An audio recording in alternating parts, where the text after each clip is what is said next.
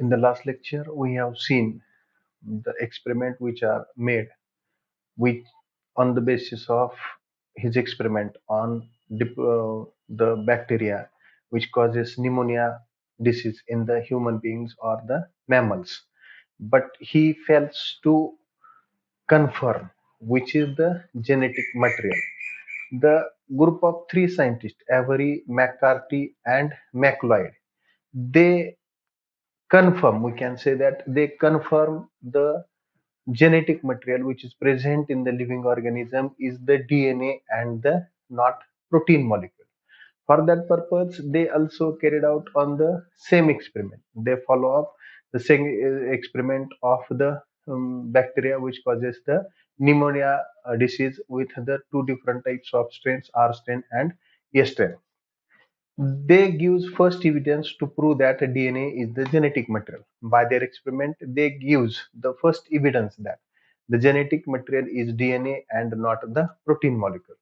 For that purpose, they carried out the experiment by purifying, by separating DNA, RNA, proteins, and other materials from the cell-free extract of S strain and mixed with heat-killed S strain and R strain separately to confirm which one could transform living R strain into the S strain.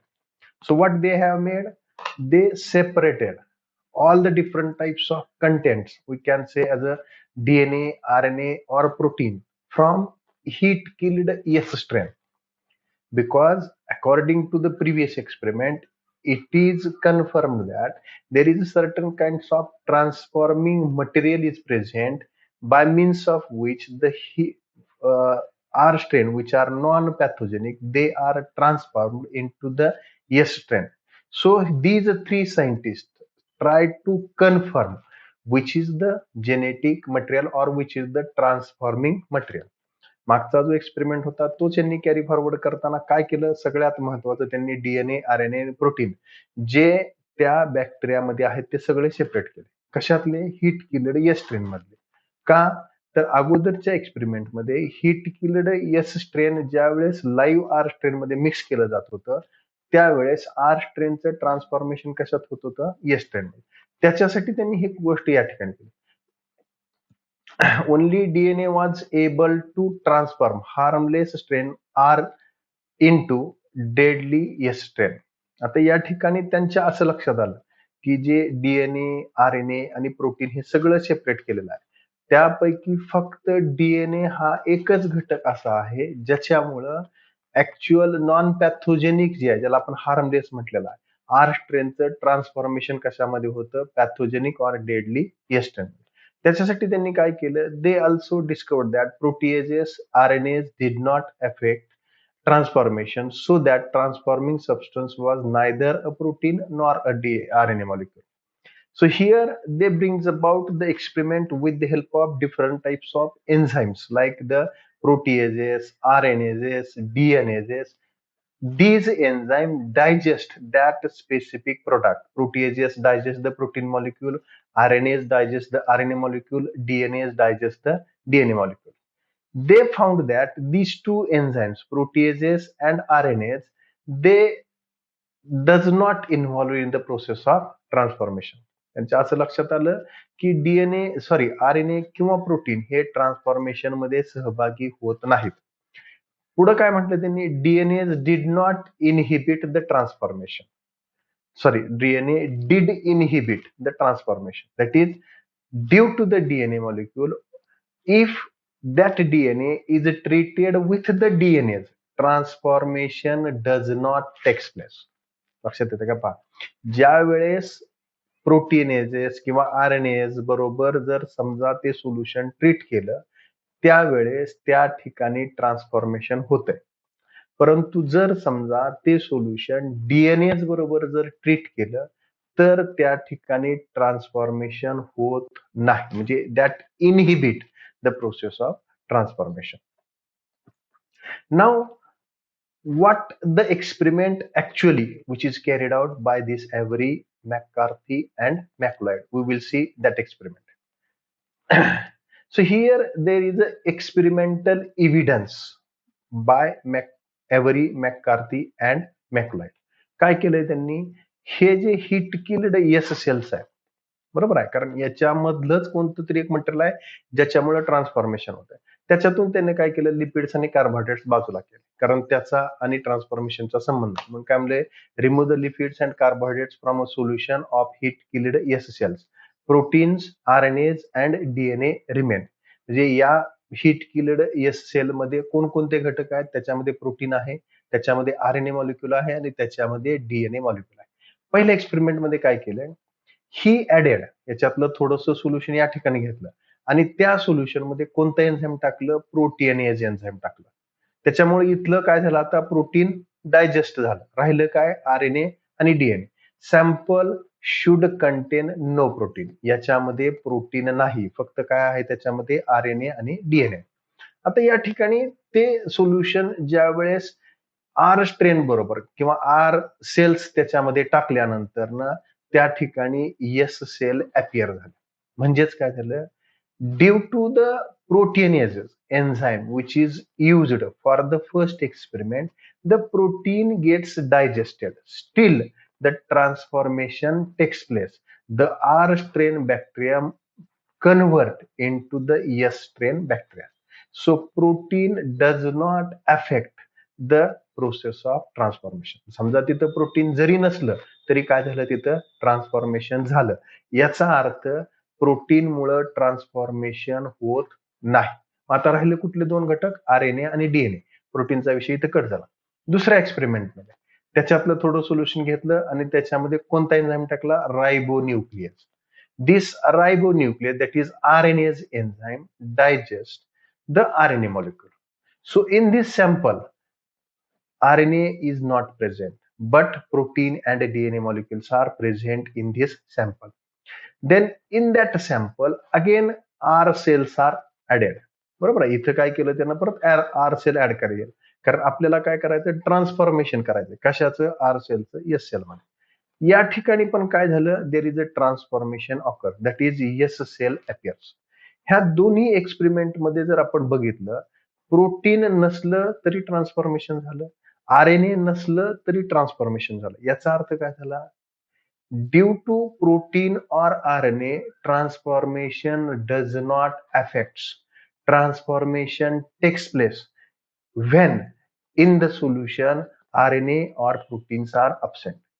याचाच conclusion असं निघू शकतात या ठिकाणी, की त्यातला राहिला कुठला घटक, आता फक्त कोणता, डीएनए राहिला, की ज्याच्यामुळे ट्रान्सफॉर्मेशन होण्याची शक्यता आहे. त्याच्या कन्फर्मेशनसाठी तिसरा एक्सपेरिमेंट केला. In that solution he added the DNase enzyme, deoxyribose nucleases enzyme. This deoxyribonucleases enzyme digest the DNA molecule. So in this sample, RNA is present, protein is present, but DNA is absent. बरोबर आहे. आता याच्यामध्ये काय, RNA पण नाही, sorry RNA पण आहे, protein पण आहे, फक्त काय नाही त्याच्यामध्ये, डीएनए नाही. त्याच्यामध्ये आर सेल टाकल्या. या ठिकाणी असं लक्षात आलं, there is a no transformation, R cell remains as it is, S cell no does not appears. म्हणजे त्या ठिकाणी ट्रान्सफॉर्मेशन झालं का, नाही. So here that clearly indicates that due to the presence of DNA the transformation can takes place, but in absence of DNA transformation does not takes place. That confirms that the DNA is the transforming material and not RNA and protein molecule. जे पहिल्या experiment मध्ये त्यानं म्हटलं होतं की त्या ठिकाणी protein molecule जो आहे तो ट्रान्सफॉर्मेशन करू शकतो, ग्रिफिथचा जो एक्सपेरिमेंट होता त्याच्यामध्ये.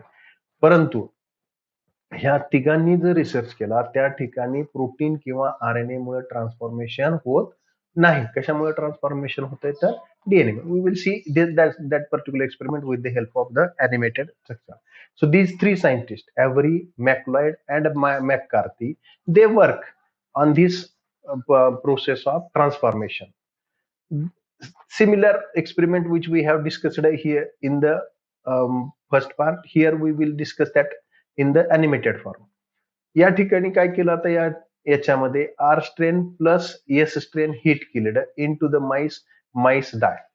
So this experiment, which is carried out by the Griffith, according to Griffith, there is something is present in heat-killed S strain which transform R strain into the S strain. हा experiment कुणी केलेला होता? ग्रिफिथने केला होता. तोच experiment यांनी carry forward केला. आता या ठिकाणी त्यांना काय बघायचं की याच्यामध्ये काय आहे, ह्या तिघांनी जे आहे ॲव्हरी, मॅक्लोइड आणि मॅककार्थी यांना बघायचं. ह्यांनी काय केलं की त्याच्यामध्ये प्रोटीन आहे, डीएनए आहे का आरएनए आहे, ज्याच्यामुळं ते प्रोसेस जी आहे ते ट्रान्सफॉर्मेशन होते. मग त्यासाठी त्यांनी काय केलं, हे जे बॅक्टेरिया आहेत, एस स्ट्रेनच्या बॅक्टेरिया त्याच्यातून प्रोटीन, डीएनए आणि आरएनए काय केलं त्यांनी रिकव्हर केले. कशातून? डेड माईस मधून. आणि त्यानंतर ना पुढे जाऊन ह्या सगळ्याचं ट्रीटमेंट कशाबरोबर केली? त्या विशिष्ट प्रकारच्या एन्झाईम्स बरोबर.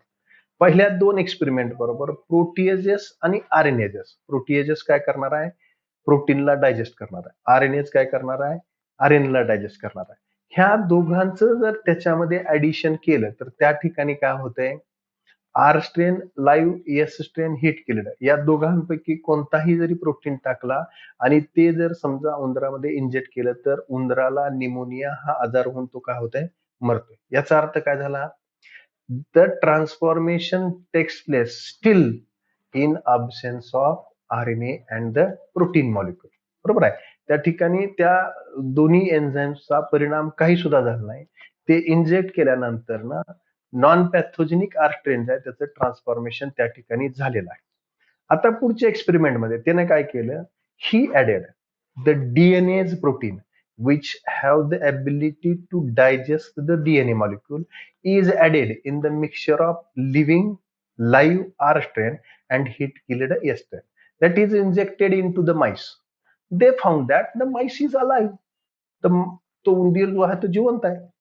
याचा अर्थ काय झाला? तिथं ट्रान्सफॉर्मेशन झालं का? ट्रान्सफॉर्मेशन झालं नाही. का? तर त्याच्यातले डीएनए गेले. त्या ठिकाणी त्या गोष्टी पडून त्यांना असं लक्षात आलं की non pathogenic R strain there is no transformation.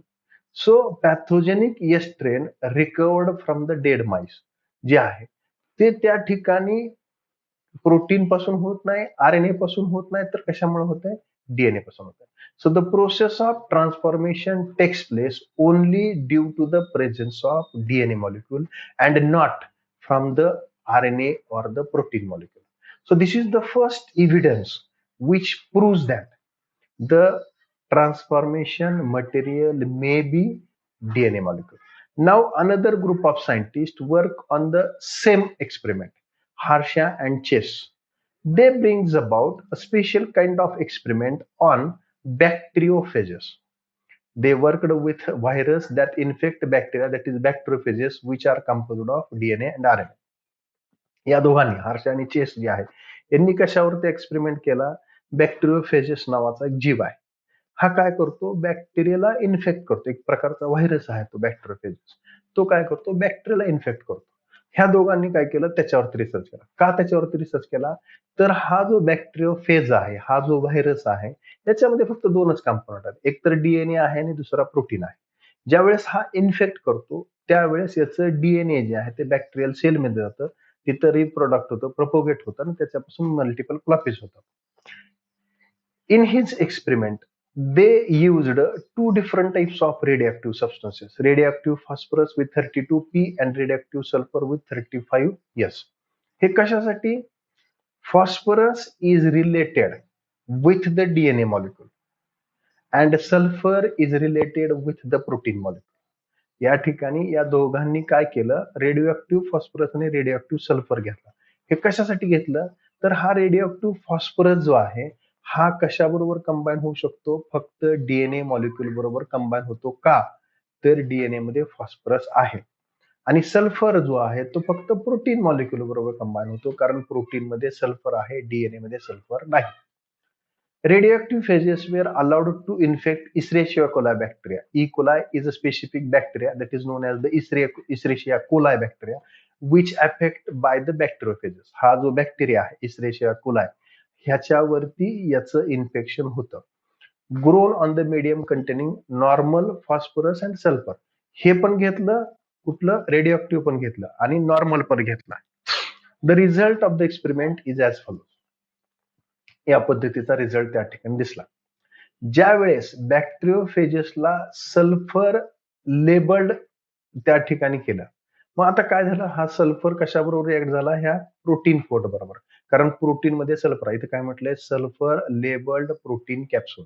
कशामुळं, हा रेडिओ ऍक्टिव्ह कॉम्पोनंट आहे, तो radio active sulphur molecule protein बरोबर कंबाईन झाला आणि त्या ठिकाणी जो प्रोटीन कोट आहे हा सगळा कसा दिसला, radio active. This bacteriophage is allowed to infect the Escherichia coli bacteria.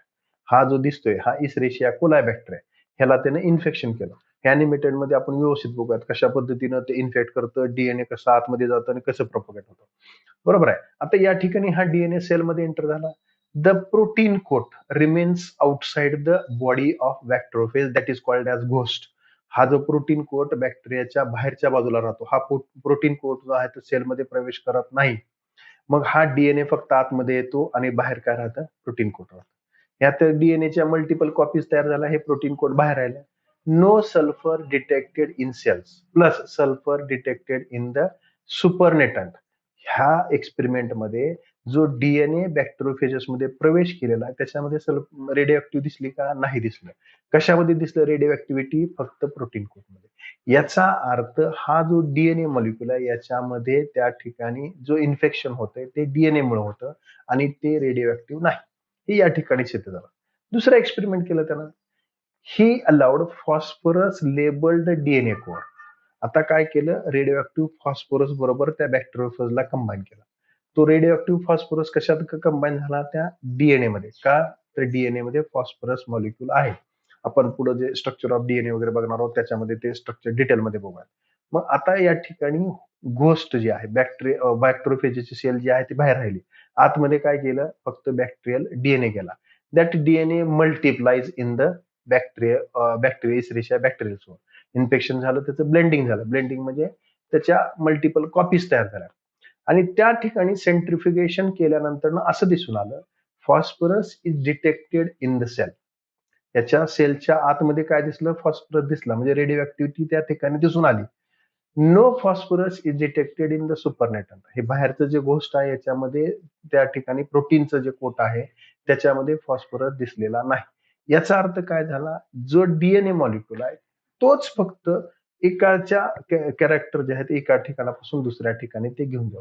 So by this experiment Hershey and Chase, these two scientists confirm that the DNA is the material or the medium by means of which the transformation can take place, or they confirm that DNA is the genetic material which is there for the transformation of characters from one generation to the next generation. We will see that particular in the form of animated structure. These are two scientists, ladies Harsha Chase and the male the Harsha. They work on this bacteriophage. So this is the bacteriophage, this is the genetic material, and this is the protein coat. This bacteriophages infect the Escherichia coli bacteria. This is the Escherichia coli. They attaches to the bacterial cell, and this DNA material inject into the bacterial cell. ठीक आहे, या ठिकाणी काय झालं, आणि इथं त्याचं काय झालं, मल्टिपल कॉपीज त्या ठिकाणी तयार झाला. या बॅक्टेरियोफेजचं वैशिष्ट्य असं असतं, किंवा कुठलाही व्हायरस असू द्या, आता आपण आता सध्याचा जो सध्या जगामध्ये ज्यानं गोंधळ घातलेला आहे कोरोना व्हायरस, तो या पद्धतीनेच काम करतो. सेम वे ते बॅक्टेरिया, त्याची जी काही व्हायरल सेल आहे ती बाहेर राहते, त्याच्या जेनेटिक मटेरियल आतमध्ये प्रवेश करतो आणि त्याच्या मल्टिपल कॉपीज तयार होतो, एकाच्या पेक्षा जास्त व्हायरस त्या ठिकाणी तयार होतो. So in this way, from single bacteriophage, near about many bacteriophages may be taken place, because the genetic material is entered inside the cell of the bacteria, replicate there, multiple copies of their presence, and number of bacterial hosts takes place, and by the lysis of that cell they comes out of that organism. ह्या बॅक्टेरियोफेजेचं किंवा व्हायरसचं वैशिष्ट्य असं आहे, ज्या सेलमध्ये ते वाढतात त्या सेलला परत मारून टाकतात, ती फुटली जाते आणि फुटल्यानंतर मग त्याच्या मल्टिपल कॉपीज या पद्धतीने जे आहे त्या ठिकाणी बाहेर पडतात. आता या ठिकाणी काय केलं, बॅक्टेरियोफेज जो व्हायरस आहे याच्या बाहेरचं जे आवरण आहे ते प्रोटीन आहे, आतलं जे आहे ते डीएनए मॉलिक्युल आहे. आता या ठिकाणी त्यानं दोन वेगवेगळे कंपोनंट्स घेतले. एक जे आहे ते रेडिओ ऍक्टिव्ह फॉस्फरस घेतलं, दुसरं जे आहे ते रेडिओ ऍक्टिव्ह सल्फर घेतलेलं आहे. ह्या दोघांमध्ये त्या बॅक्टेरियोफेजेसला ट्रीट केलं. हे जे आतमध्ये दिसत आहेत bacteriophages, virus in radioactive phosphorus, virus in radioactive sulphur. आता या ठिकाणी काय होणार आहे, त्या दोघांचं व्हायरस जे आहे ते रेडिओ ऍक्टिव्ह फॉस्फरस आणि रेडिओ ऍक्टिव्ह सल्फर जे आहे यांची ट्रीटमेंट. आता या ठिकाणी कशाबरोबर हे केलंय, virus is in radioactive phosphorus, bacteriophages virus. याचा अर्थ काय झाला, हा जो डीएनए मॉलिक्युल आहे, डीएनए मध्ये या ठिकाणी हा फॉस्फरस दिसतो पहा, हे जे आहे ते फॉस्फरस मॉलिक्युल्स आहे. हे फॉस्फरस मॉलिक्युल जे आहे, म्हणजेच हा फॉस्फरस कशाला कंबाईन झाला, डीएनए बरोबर तो कंबाईन झाला. या या ठिकाणी ह्या डीएनए मध्ये तो कंबाईन झाला. All these are the phosphorus molecules where the radioactivity is there. आता हा बॅक्टेरियोफेज allowed to infect the Escherichia coli. In the second experiment, virus in a radioactive sulfur molecule. इथं काय केलं त्यांनी, जो व्हायरस जो आहे तो रेडिओ सल्फर मध्ये टाकला. इथं आपल्याला जर बघितलं, हे बाहेरचं जे आवरण दिसतंय, जे प्रोटीन कोट आहे, त्याच्यामध्ये काय झालं, सल्फर त्या ठिकाणी आहे. आता ह्या दोघांनाही काय केलंय, साइड बाय साइड काय करणार आहे तो, allowed to infect the virus. याच्यामधलं रेडिओ प्रोटीन जे आहे ते या सल्फरमुळे ते प्रोटीन रेडिओ झालं, परंतु डीएनए रेडिओ त्या ठिकाणी नसणार आहे. कारण का, तर तो सल्फरचा आणि डीएनए मॉलिक्युलचा संबंध येत नसल्यामुळे.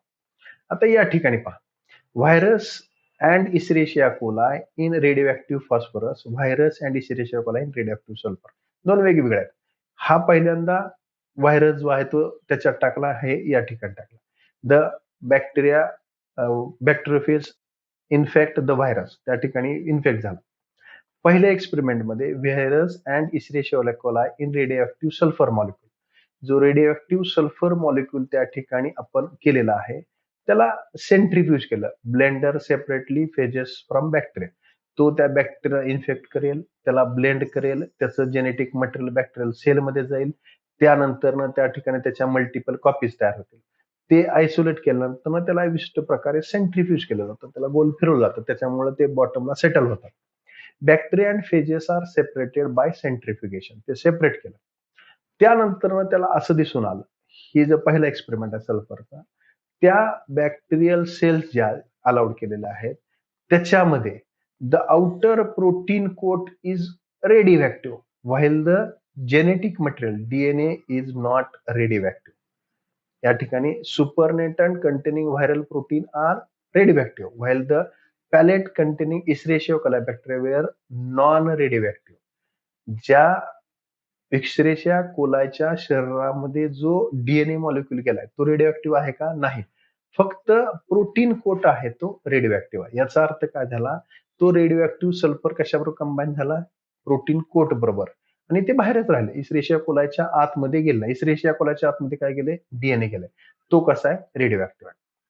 In the next experiment same procedure is carried out, but here the phosphorus molecule is used. Virus and Escherichia coli in radioactive phosphorus blended separately. Phases of bacteria and phages are separated by the centrifugation. तीच process या ठिकाणी केली. सेंट्रिफ्युगेशन केल्यानंतर जो result त्याच्या समोर आला तो कसा आहे, the supernatant containing viral protein were non radio. बाहेरचं जे प्रोटीन कोटीन आहे, जे इसेरिशिया कोलाच्या बाहेर राहिलं, त्याच्यामध्ये रेडिओ दिसून आली का, नाही. परंतु जो इसेरिशिया कोलाई बॅक्टेरिया आहे, ज्याच्यामध्ये डीएनए एंटर केलं, the pellet containing Escherichia coli bacteria were radio, त्या ठिकाणी मात्र काय झालं, रेडिओ दिसून आली. So from this experiment, two experiment, it is clearly confirm that the radioactivity is present in the DNA molecule, and where the sulfur is attached, no radioactivity is observed. So by this experiment, he confirmed that the transforming material in all the living organisms, or we can say as a genetic material in all the living organisms, in the is the DNA molecule and not the protein molecule, or not the RNA molecule. So by this experiment, he confirmed that the transformation of non-virulent R strain into virulent S strain is carried out only due to the DNA molecule and not by the protein or the that specific RNA molecule. या ठिकाणी ह्या सगळ्या एक्सपेरिमेंटमध्ये त्या ठिकाणी त्यांना confirm केलं की ज्या याच्यामध्ये फॉस्फरस अटॅच होणारा जो डीएनए मॉलिक्युल आहे तोच एखादं कॅरेक्टर एका पिढीपासून दुसऱ्या पिढीकडे ट्रान्सफर करण्याला कारणीभूत आहे. बाकीचं प्रोटीन असेल, आरएनए असेल त्या ठिकाणी ट्रान्सफॉर्मेशनला मदत करत नाहीत.